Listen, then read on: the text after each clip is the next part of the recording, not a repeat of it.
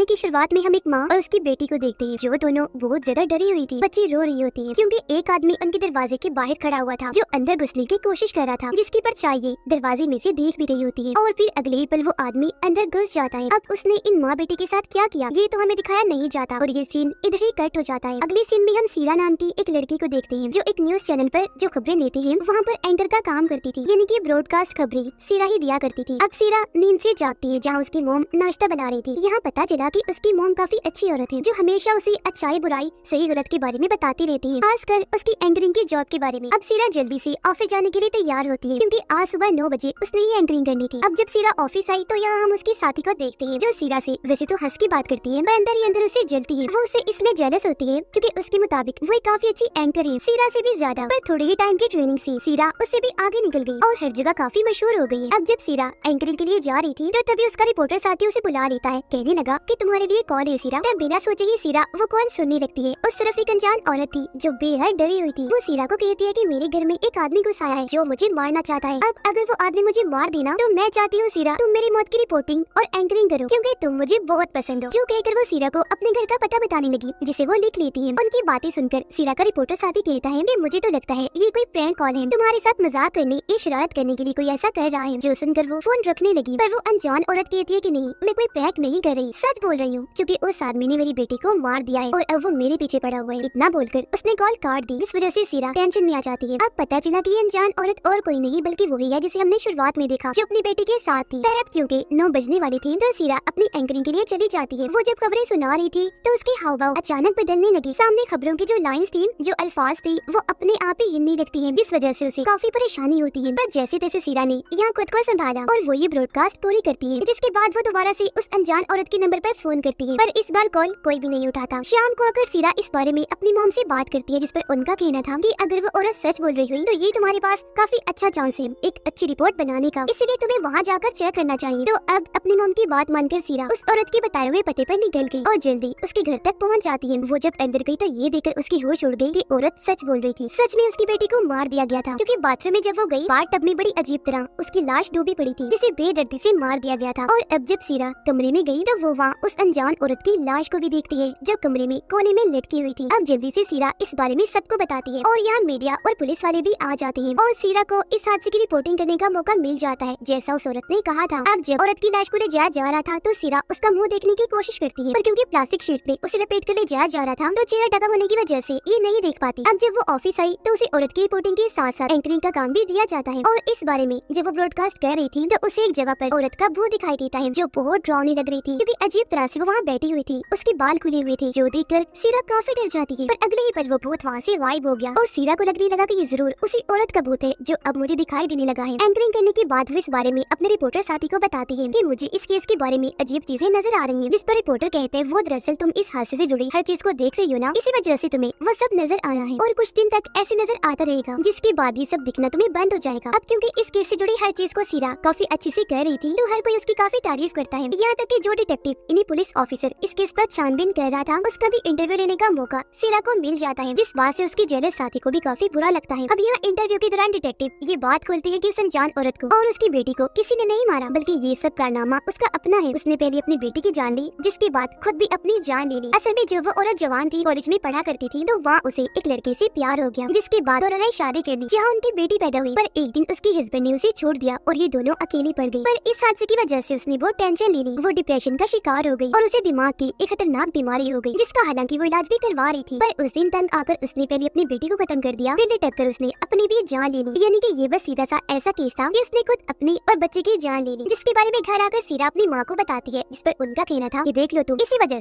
से मैं तुम्हें बच्चा पैदा नहीं करने दे रही। मैं नहीं चाहती कि तुम बच्चा पैदा करके अपना करियर खराब करो। अब इनकी बातों से हमें पता चला कि सीरा शादीशुदा है पर वो अपने हस्बैंड से अलग रहती है। ये नहीं कि उनका डिवोर्स होने वाला है बल्कि उनकी अलग होने की वजह सीरा की मोम ही है क्योंकि वो उसे बच्चा पैदा नहीं करने दे रही और क्योंकि सीरा अपनी मोम की हर बात मानती थी इसी वजह से उसकी अपने हस्बैंड से नहीं बनती थी। अब सीरा ने इस केस को अपने जहन पर कुछ ज्यादा ही सवार कर लिया था, इसलिए वो दोबारा औरत का घर चेक करने के लिए गई जहाँ उसकी मुलाकात इन्हो नाम के एक आदमी से हुई जो यहाँ पर कुछ ढूंढने आया था। ये असल में उस औरत का डॉक्टर है जो उसका इलाज कर रहा था। वो जब यहाँ से जाने लगा तो सीरा उसके पीछे गई और औरत के बारे में जानने की कोशिश करती है, जिस पर वो कहता है कि माफ कीजिएगा पर मैं आपको कुछ नहीं बता सकता क्योंकि मरीज के बारे में किसी अनजान शख्स को बताना हमारे हॉस्पिटल के असूलों के खिलाफ है। ये बोलकर वो यहाँ से चला गया। पर अब सीरा को इस इनो पर ही शक होने लगा, इसीलिए वो इसके बारे में अपनी छानबीन शुरू कर देती है। उससे पता चला कि इन्होंने उस औरत से पहले एक आदमी का इलाज किया था, पर उस आदमी ने उसके हॉस्पिटल की छत से कूदकर अपनी जान ले ली। अब ये उसके मरीजों में अपनी जान लेने का दूसरा केस था, इसलिए सबको उस पर शक हुआ कि वो आखिर मरीजों के साथ क्या करता है। शक की बुनियाद पर उसे गिरफ्तार कर लिया गया, पर उसके खिलाफ कोई सबूत न मिलने पर बाद में उसे छोड़ दिया गया। अब ये देखकर सीरा के दिमाग में कई सारे सवाल उठे, जिनका जवाब पाने के लिए वो इन्हों से मिलने गई उसके हॉस्पिटल, जहाँ वो बताता है कि हाँ, वो मुझसे इलाज करवा रही थी क्योंकि उसे दिमाग की एक काफी खतरनाक बीमारी थी। पर जब उसने अपनी जान ली, उससे 2 दिन पहले उसकी मेरे पास कॉल आई थी। उसने मुझे कहा था कि मैं अब इलाज नहीं करवा रही क्योंकि मैं ठीक हो गई हूँ। वो बातें कर ही रही थी कि तभी सीरा को कुछ होने लगा। वो देखती है कि यहाँ पर हिप्नोसिस की जितनी भी चीजें पड़ी हैं उनमें अजीब होने लगा। वो खुद ब खुद हिलने लगी। अब हिप्नोसिस एक किस्म की थेरेपी इलाज ही होता है जिसमें मरीज आंखें बंद करके ख्यालों में चला जाता है और जो चीज उसकी बीमारी परेशानी की वजह बनी होती है उसे ढूंढकर ठीक किया जाता है और जड़ से उसका खात्मा कर दिया जाता है, जिससे वो इंसान बिल्कुल ठीक हो जाता है। फिर अब यहाँ हिप्नोसिस की चीजों को अजीब तरह से हिलता हुआ देखकर सीरा के साथ भी अजीब होने लगा। वो अपना कंट्रोल खोने लगी। फिर देखते ही देखते उसकी तबीयत खराब होने लगी, उसे उल्टियाँ आने लगती है। फिर अगले दिन जब वो ब्रॉडकास्ट की एंकरिंग कर रही थी तो अचानक उसे फिर से डर महसूस होने लगा। उसे लगता है जैसे उस औरत की आत्मा ने मुझे पीछे से आकर पकड़ लिया है और जोर से सीरा का गला दबा रही है, जिस वजह से उसकी हालत खराब हो गई क्योंकि वो बेहद डरी हुई थी। अब ये देखकर न्यूज चैनल का मालिक उसे कुछ दिन की छुट्टियां दे देता है ताकि सीरा थोड़ा आराम कर सके और तब तक उसकी जगह सीरा की उस साथी को दे दी जाती है कि वो एंकरिंग करेगी जो उसे जल्दी थी। पर इस बात से सीरा को बहुत बुरा लगता है। सीरा जब घर पर थी तो उसकी मॉम वहाँ आकर बिला वजह उसे डांटने लगती है और उसे बुरा भला कहते हुए काफी बातें सुनाने लगती है कि तुमने शादी क्यों की, क्योंकि इस वक्त उन्होंने काफी शराब पी हुई। पता नहीं वो क्या क्या बोलती जा रही थी। इस बात से गुस्सा होकर सीरा अपनी मॉम को कमरे से निकाल देती है क्योंकि वो रोज रोज अपनी माँ की ऐसे शराब पीने से तंग आ चुकी थी। अब सीरा को पता चला कि इन्हों की खास खूबी ये है कि वो हिप्नोसिस करके अपने मरीजों का इलाज करता है और उन्हें उनके डर से निकालने की कोशिश करता है। अब ये जानकर सीरा को शक हुआ कि कहीं इन्होंने ऐसा तो नहीं किया कि पहले उसने उस औरत को हिप्नोसिस करके अपने कंट्रोल में किया और बाद में उसे ये सब करवाया, यानी अपनी बेटी को मारने और अपनी जान लेने पर मजबूर किया। ये सोचकर वो दोबारा इन्हों से मिलने गई, जहाँ वो उसे एक डायरी दिखाते हुए बताता है कि उस दिन उस औरत के घर में यही लेने गया था। अब डायरी को चेक करने पर सीरा को पता चला कि उस औरत को दरअसल मल्टीपल पर्सनैलिटी डिसऑर्डर था, यानी इस बीमारी में इंसान एक पर्सनैलिटी शख्सियत के साथ नहीं जीता बल्कि कभी वो कोई बन जाता है तो कभी कोई, जैसे कि वो अपनी माँ का रूप भी ले सकता है, किसी डॉक्टर का भी तो किसी टीचर का भी, या जो उसके दिमाग में चल रहा हो वो भी बन सकता है। इन्हों बताता है कि जब उस दिन वो औरत अपनी किसी दूसरी पर्सनैलिटी में गई तो उसने पहले अपनी बेटी को मारा फिर अपने भी जान ले ली। यह सीरा उसे बताती है कि जब से मैंने भी इस केस की छानबीन की उस औरत का भूत मुझे भी बार बार दिखाई दे रहा है, हर बार आकर वो मुझे डरा देती है। जो सुनकर इन्हों कहता है कि ऐसा नहीं हो सकता क्योंकि तुमने तो उसकी शक्ल ही नहीं देखी, तो फिर तुम कैसे कह सकती हो कि वो औरत ही आकर तुम्हें डरा रही है, जरूर तुम्हारे साथ कोई और मसला होगा। अब सीरा को क्या मसला था और वो किसके भूत को देख रही थी ये चेक करने के लिए इन्हों उसकी भी हिप्नोसिस करता है। और अब जैसे सीरा हिप्नोसिस में जाकर ख्यालों में गई, उसे खेतों के बीच एक गोदाम दिखाई दिया गया जिसके अंदर वो चली जाती है। सीढ़ियों से नीचे जब वो आई तो उसी औरत के कमरे में आ जाती है, पर उसे यहाँ अजीब लगा इसलिए वो यहाँ से बाहर निकलने का सोचती है। वो भी पहला ही कदम बाहर रखती है कि तभी कोई उसका गला पीछे से पकड़ लेता है। असल में भी उसने अपना गला पकड़ लिया था, जो देखकर इन्हों उसे कहते हैं कि उसका चेहरा देखने की कोशिश करो जो तुम्हारा गला घोट रहा है। पर इस चीज में सीरा कामयाब नहीं हो पाती और एक झटके के साथ वो हिप्नोसिस से बाहर आ जाती है। अगले दिन जब वो अपने काम पर गई तो उसे पता चला कि उसकी बजाय अब लोग उसके साथी को ज्यादा पसंद कर रही है, जिस वजह से उसे जॉब से निकाल दिया जाता है। उसे बहुत बुरा लगा, दुख भी हुआ, तो फौरन घर आ जाती है। परेशान थी तो सो गई, जिस बीच तभी उसे इन्हों फोन करता है, जो फोन उसकी मॉम उठाती है, जिससे उसकी मॉम को पता चला कि सीरा उसे अपना इलाज करवा रही है। जिस पर उसकी मॉम कहती है कि आइंदा के बाद वो तुम्हारे पास आकर अपना कोई इलाज नहीं करवाएगी। अगले दिन सीरा से मिलने उसका हस्बैंड आया, जो उसे साथ चलने को कहता है ताकि वो एक साथ रह सके, पर इस बार भी उसने जाने से साफ साफ मना कर दिया। जिस पर उसका हस्बैंड कहते हैं कि हमारा रिश्ता टूटने की नौबत पर आ गया है, इस रिश्ते में दरार तुम्हारी माँ की वजह से आई है। जो सुनकर सीरा को बहुत बुरा लगा और वो अपने हस्बैंड पर गुस्सा करके उसे यहाँ से जाने का कहती है। इसी बीच जब सीरा और उसका हस्बैंड बाहर आए तो वो देखते हैं कि किसी ने घर के सारे गमले तोड़ दिए और वहाँ पर एक मैगजीन को भी फाड़ के फेंका हुआ है जिसमें सीरा की शादी की तस्वीर थी। अब ये देखकर सीरा अपनी मॉम से मिलने उनके दूसरे घर गई, जहाँ पर भी उसकी मॉम नहीं थी क्योंकि वो तो सीरा के ऑफिस उसके साथी से मिलने गई थी, जिस बात का शक सीरा को भी हो गया था। उधर इन्हों सीरा के हस्बैंड से मिलने आया क्योंकि उन्हें कोई बात करनी थी। यहाँ उन्हें पता चला कि सीरा माँ बनने वाली है और उसकी मॉम पहले वहाँ न्यूज एंकर रह चुकी है जहाँ पर सीरा जॉब कर रही थी। सीरा की मॉम उस न्यूज चैनल की ऑफिस पहुँच गई थी, जहाँ वो उसके साथी को अकेले में मिलने को बुलाती है और बातों ही बातों में चालाकी से उसके पेट में चाकू घुसा देती है। उधर इन्हों और सीरा का हस्बैंड एक गोदाम में जाते हैं जो सीरा के मॉम के घर के पास ही था। ये जब अंदर गई तो पता चला कि वही गोदाम है जो सीरा ने हिप्नोसिस में देखा था। अब जब ये दोनों यानी सीरा का हस्बैंड और इन्हों गोदाम के अंदर गई तो इन्हें वहाँ सीरा की मॉम की लाश मिलती है, जो फांसी से लटकी हुई थी, पर लाश की हालत बहुत बुरी हो चुकी थी, वो पूरी तरह गल सड़ गई थी। अब यहाँ सवाल ये उठता है कि सीरा की मॉम तो वहाँ न्यूज चैनल की ऑफिस गई हुई है और अब यहाँ उनकी लाश भी है, तो ये कैसे हुआ, असली वाली कौन सी है और यहाँ पर क्या चल रहा है, इसका जवाब हमें आगे पता चलेगा। अब इन्हों फौरन न्यूज चैनल की ऑफिस गया, जहाँ वो सीरा की एंकर साथी की जगह सीरा को ही एंकरिंग करते हुए देखता है, क्योंकि जब सीरा अपनी मॉम के दूसरे घर गई तो वहाँ से वो अपने ऑफिस आ गई थी और क्योंकि काफी वक्त से उसके साथी का अता पता नहीं था, इसलिए ऑफिस वालों ने सीरा को उसकी जगह एंकरिंग के लिए बिठा दिया था, क्योंकि उसकी मोम ने उसके साथी को चाकू से जो मार दिया था। अब जब सीरा ब्रॉडकास्ट की एंकरिंग कर रही थी तो तभी यहाँ जख्मी हालत में उसके साथी आई, जो फौरन जमीन पर गिर जाती है, जिस वजह से ये ब्रॉडकास्ट यही बंद करना पड़ता है और उसे फौरन हॉस्पिटल ले जाया गया। अब तभी न्यूज ऑफिस में इनो भी आया, वो सीरा से जाकर मिलता है और उसे सारी सच्चाई बता देता है। तो अब यहाँ जाकर हर चीज हमें क्लियर होती है। वो सीरा को बताता है कि 2 हफ्ते पहले ही तुम्हारी मोम ने फांसी पर लटक कर अपनी जान ले ली है, जिनकी लाश अभी अभी मैं गोदाम में देखकर आ रहा हूँ, जो गल सड़ गई है। वो बताता है कि अब तक जो कुछ भी हो रहा था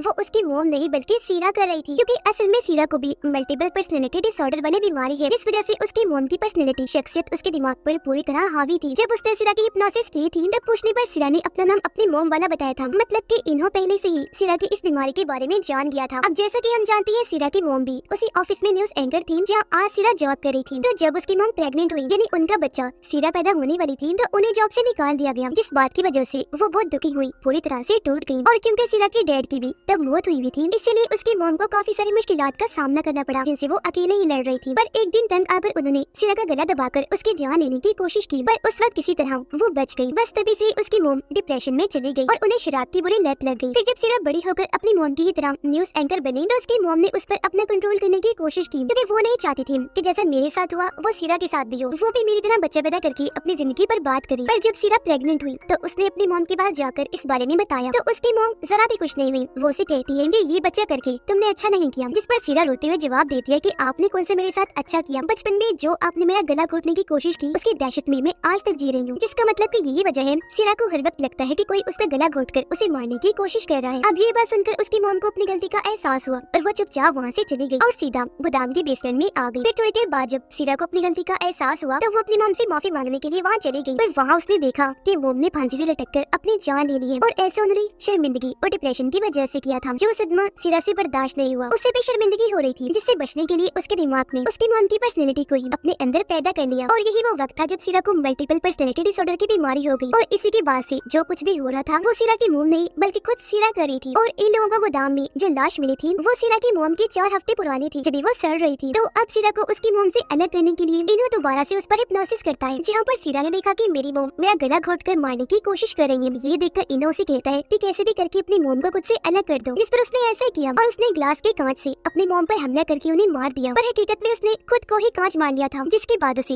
हॉस्पिटल भेज दिया गया। वो कोमा में जा चुकी थी। फिर 3 हफ्ते बाद उसे होश आई, जहाँ उसे सही सलामत देखकर उसका हस्बैंड बहुत खुश हो जाता है। अब यहाँ हमें पता चला कि सीरा को ये बीमारी कब से थी, पर जब उस अनजान औरत ने सीरा को कॉल की तो उसके अंदर ये बीमारी जाग उठी और इसने तब अपना रूप दिखाना शुरू किया जब उसकी मोम की मौत हो गई थी। वजह यह है कि सीरा और उस औरत की जिंदगी एक जैसी थी, दोनों ही परेशान डिप्रेशन में थी। यही वजह है कि सीरा उसके केस से इतना जुड़ गई थी, पर अब क्योंकि हिप्नोसिस के जरिए उसकी ये बीमारी ठीक कर दी गई है, इसलिए अब सब कुछ नॉर्मल हो जाएगा। और इसी के साथ इस फिल्म की कहानी यहीं पर खत्म हो जाती है।